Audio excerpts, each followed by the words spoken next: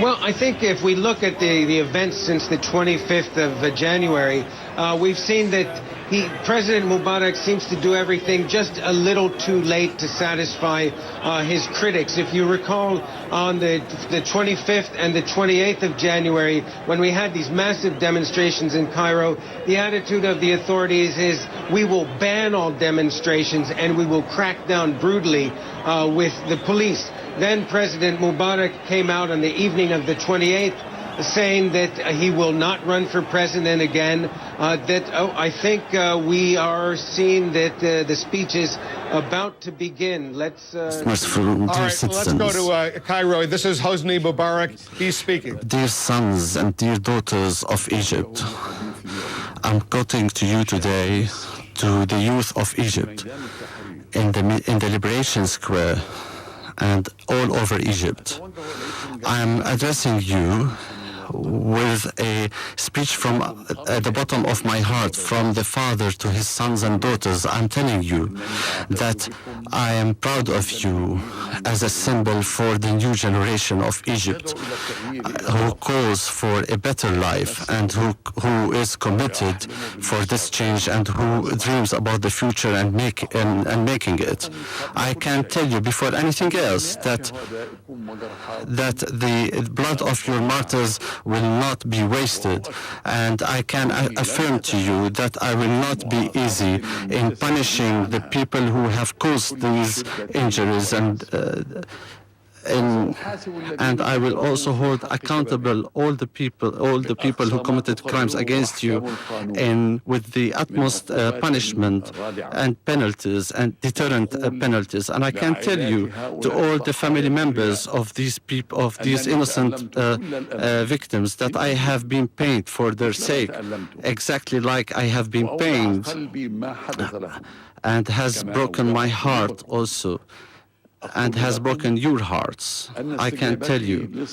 that I will respond to your demands and to your voices, and this is a commitment that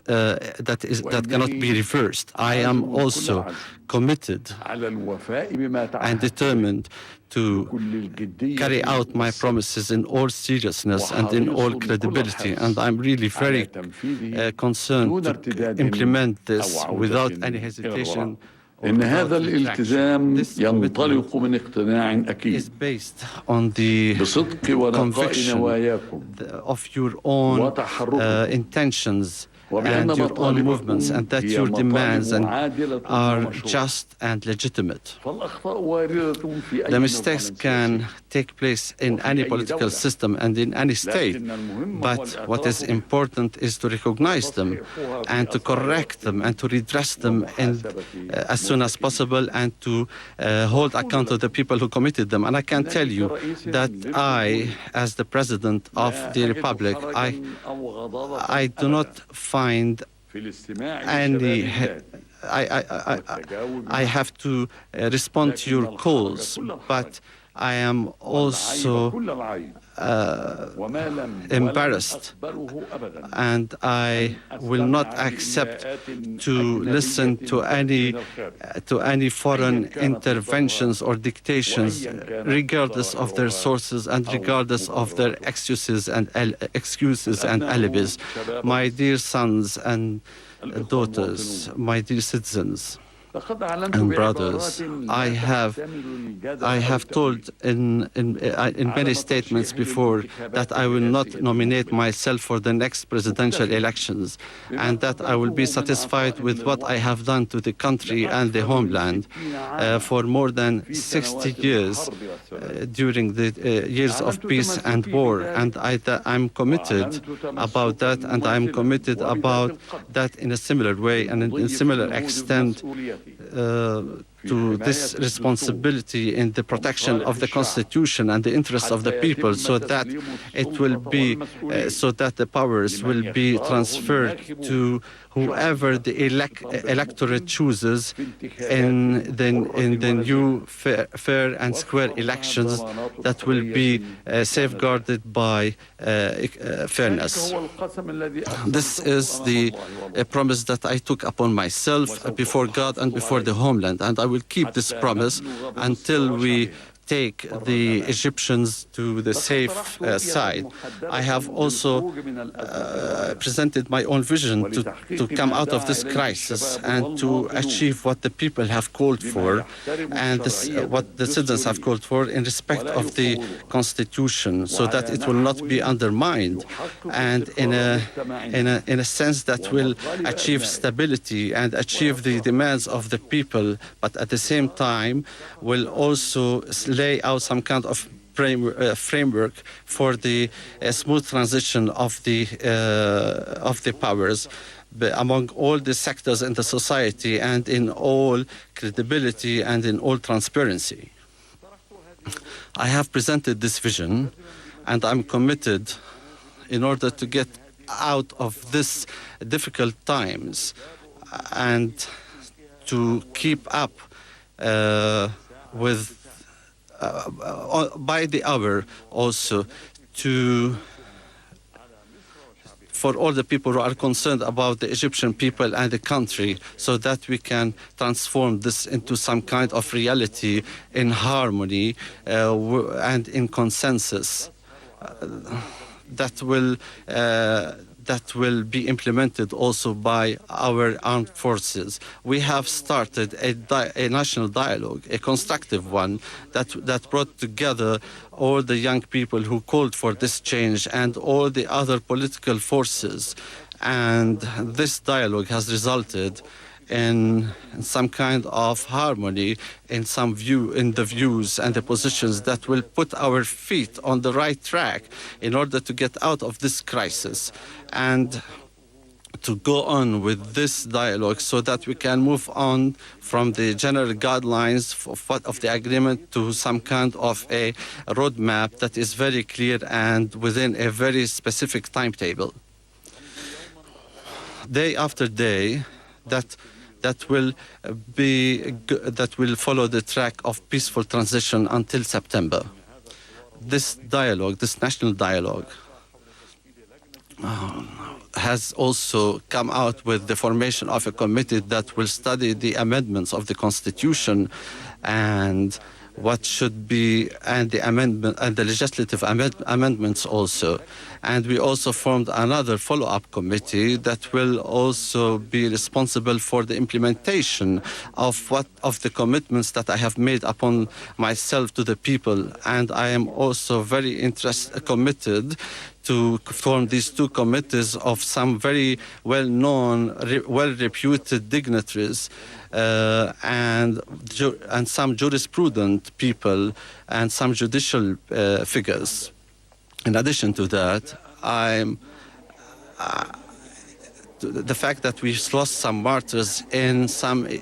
tragic events recently that have pained our hearts and that have also pained the conscience of the homeland. I have also instructed some people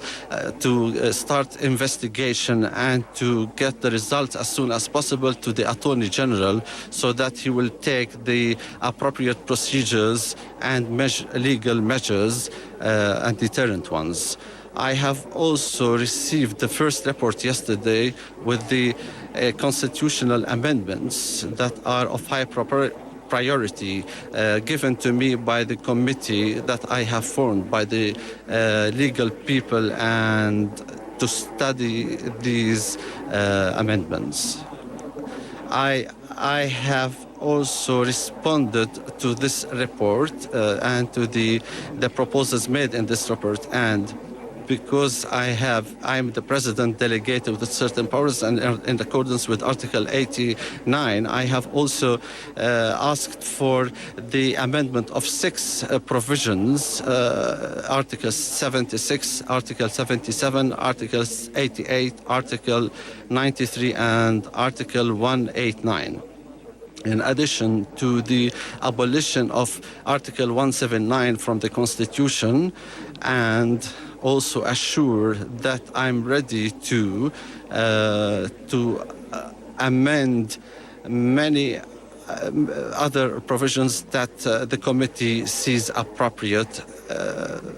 depending on the need and the justification. And these amendments of high priority target the terms for presidency and the conditions for presidency, and to specify the terms of presidency in order to transfer powers, and also to supervise the elections in order to have a fair and square elections. And it also insists on the legal part in order to amend these conditions and amend the constitution. But the proposal to abolish Article 179, I think, should also achieve equilibrium between the protection of the land of the terrorism and to also respect the freedoms, the civil freedoms of all citizens, so that it can open up to stop the emergency law, the validity of emergency law, and to get the conditions in order to lift the emergency law. My dear citizens, the priority now is to restore the confidence among the Egyptians themselves, and the confidence in our economy and our international reputation, and the confidence that the change that we have started will not be retracted. Egypt is going through difficult times right now, and we cannot do anything and cause damage to our economy and losses to our economy day after day. And this will cause to Egypt a lot of damage, and the people who have called for change will be the victims of these difficult times. These times is not about myself, and it's not about me, Hosni Mubarak, but it is about Egypt in its presence and its for its future. All the Egyptians are in the same bunker right now, and we have to keep up with the dialogue that we started recently in one team, and not be different about it. And we have to be away from disputes, and so that we can get out of this current crisis, and so that we can restore confidence in our economy, and so that we can have safety for all the people and for the people in the streets, so that they can get on with their normal lives again. I have been, like you, a young man. And when I learned the military honor of Egypt and my allegiance to the homeland and sacrifice to the homeland, I have spent most of my life in defense of its sovereignty, and I have seen a lot of wars, and I have seen a lot of failures and a lot of victories. I have lived through difficult times, and I have lived during victories and the happiest days of my life when I raised the Egyptian flag over Sinai, and I have confronted death in Addis Ababa and in many other locations and other places. I have never succumbed to any international pressure or dictations. I have preserved my dignity, and I have preserved the peace for Egypt, and I have worked hard for its renaissance, and I have never tried to have more authority, and I think that the majority of the people here know very well who Hosni Mubarak is, and I think it hurts my heart when I see and I hear from my own colleagues and my own people. But I know the junction that we are facing right now, but I am fully convinced that Egypt will pass these difficult times. But we have also to take the higher interest of Egypt, and that Egypt should be the first priority over any other considerations. I have delegated the vice president in delegated the vice president to carry out a lot of powers, and I'm very aware that Egypt will come out of this crisis and will not break its will and the will of its people, and will rise on its feet again and will stand up on its feet in all loyalty of its people, and will also get out of these difficult times. We Egyptians will prove our ability and capacity to respond to all the demands through dialogue. And we will prove that we are not servants to anyone and will not be dictated by anyone, and that no one will take the decisions for us except for the pulse of the streets and the demands of the people. We will prove that. And the determination, in the Egyptian determination, and in the coherence and unity of the people, and also in the reputation and the dignity and the identity and the unique identity of Egypt, because this identity is the essence of our existence for more than 7,000 years. This spirit will live in us as long as Egypt and the people of Egypt are still here. This spirit will live in us. It will live in every one of us, among the farmers and among the educated and cultured people. It will stay in the hearts of all the young people and the old people also, in the Copts, in the Muslims, in the consciences and the hearts of people who have not even been born yet. I'm telling you again that I have lived for this homeland, and I am preserving its integrity, and Egypt will always remain, and the interest of Egypt will be above everyone else. It will keep on like that until I deliver this allegiance and the responsibility and the duties I have started from the beginning, and I will carry out until the end. This is the end where it will be my dear son that will not leave and will also be buried here, and we will be always dignified people until the very end, and will raise our heads and will be always dignified. May God preserve Egypt and a safe haven, and may its people find the right path, and may peace be upon thee.